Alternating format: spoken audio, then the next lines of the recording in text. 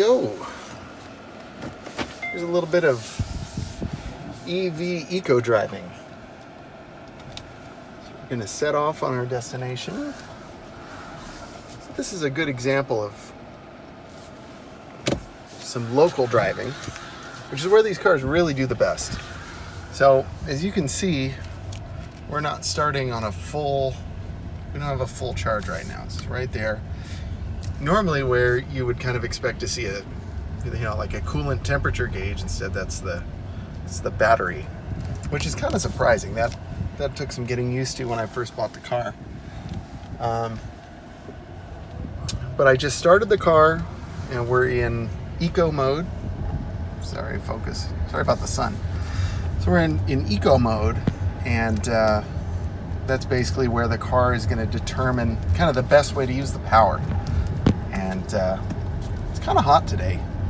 Well, it's 67 degrees. I guess that's not hot, but it's very sunny, and it gets kind of warm in here. In fact, I'm going to close the little roof panel. So right now, as you can see, I've got my charge meter. With these cars, the name of the game, to get really good gas mileage or EV equivalent mileage is, the trick is to coast as much as you can. You don't want to be on the accelerator very much. I think a lot of people, when they first get into like EVs and hybrids and the like, they kind of think, oh, this is great. I can just drive however I want. And I'm going to get, 40, 50, 60 miles per gallon. And, that's just not the reality. I do have a friend with a Prius. He says he can drive, as aggressively as he wants, and he'll still get, 40, which, I suppose for a Prius that makes sense because it doesn't have a whole lot of power. So even if you are winding it out, it's still, it's still okay. But like this car has actual power. It's not, a fast car, but it's not slow. And it's just slow when you drive it slowly. But it can get up and go. There's lots of torque from the electric motor down low. And then, the gas motor has plenty of power too, once it winds out. I mean, look, this is not a sports car. This is not a rocket ship by any means. But that's not why you buy this. Looks like I'm just going to drive us directly into the sun today. Awesome. So while we're driving here, oh boy. The best thing you can do when you're doing the kind of the EV/hybrid thing is to kind of plan ahead. So, I'll show you. Now this isn't good because I'm not in the lane that's moving the most.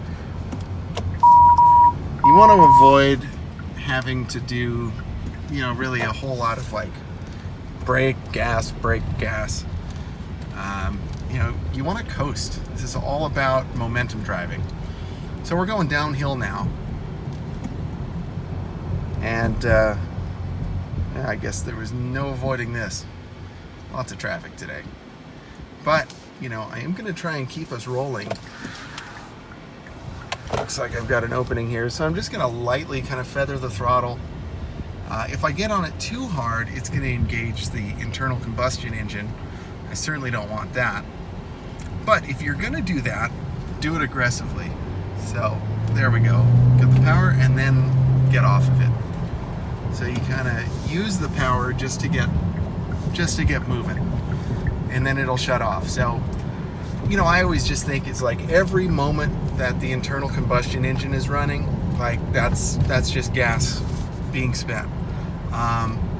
So as you heard, it ran for maybe 3, maybe 4 seconds, and we've been coasting this whole time since. So I got all the momentum I needed from it, and now I'm just chilling. This is like, I'm getting free driving right now.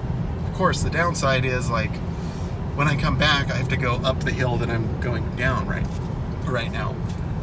So that's kind of a drag. It's like what goes down must come back up, and like I live kind of near the freeway, and that freeway goes down, down, down, down for a long time, which is great. Like in the mornings, if I'm heading south, you know, that works in my favor. So I can get an extra 10 or 20 miles of range just because of that, you know. So like almost all the miles downhill are free, and I think that's 10 miles. So which is why I can stretch this battery. You know, if I do it just right and I have enough traffic, I can get, you know, 50 miles out of this 26-mile battery, which is fantastic. But, you know, again, it just kind of takes some creative driving and planning ahead. So like right now, it's kind of hard to, it's like I don't like how this Lexus is driving in front of me. Can't tell what she wants to do. And, you know, I can't tell if this Optima is going to go very fast, so I think I'll just stay here and I'll keep my distance a little bit.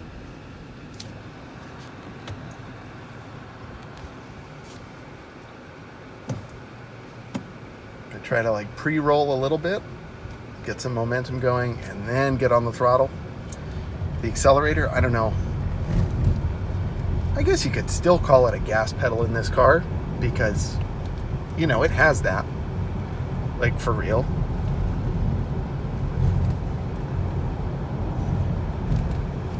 And again, we're just rolling downhill right now, so this is great.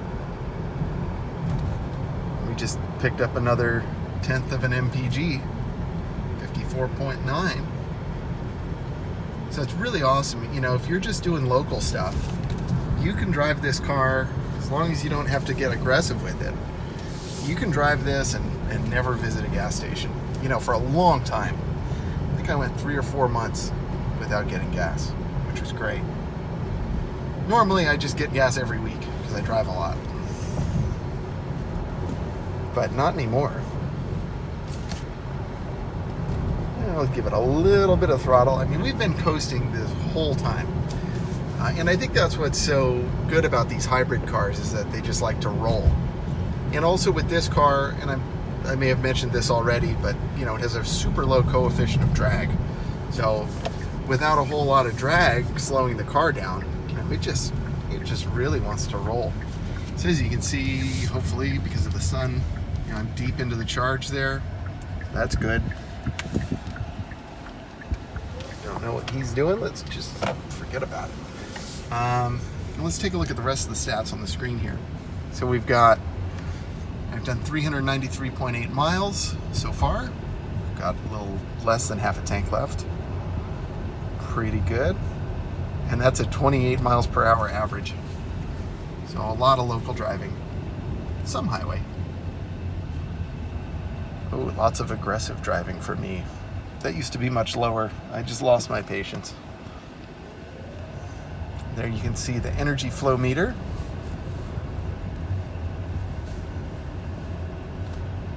Who knows if that's really what's happening? It probably isn't at all. But, you know, it makes you feel good to look at it and just think that that's what's really going on. I mean, it's probably not far from the truth.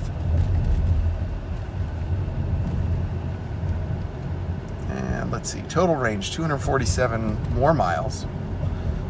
And you can see 234 of those are going to be on gas. And then 13 of those are going to be electric miles. So let's just kind of keep an eye on the range here. I should have taken a look at this before we left, but I just wasn't thinking. But the cool thing is, like, you know, if you drive this right, you can really make each mile stretch. You know, 13 miles doesn't mean 13 miles. You know, that could mean 20 miles. It just depends on, you know, A, how you drive, and then B, you know, do you have any hills? Hills are the biggest thing.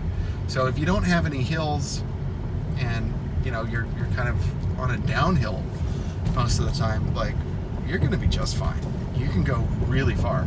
It's just maybe your return trip, you're not going to get as many miles.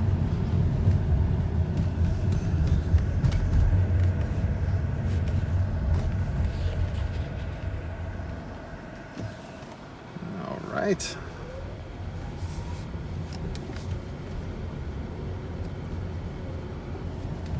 Let's see. and I'm just barely on the throttle. You can see the little eco needle. That kind of tells you, how you're doing. The car does handle pretty well, especially for what it is. It's not supposed to handle well. It's supposed to be good on gas and comfortable and roomy. And it kind of does all of that, which is very admirable. And it's spacious. I really can't think of a better kind of compromise of cars than this one. I'm sure it exists, but this is what I know. All right. So as you can see, we probably drove for well more than a mile, and really have not used any of the range, which I think is just awesome. Awesome. All right, so I am at my destination, and we'll do some other things.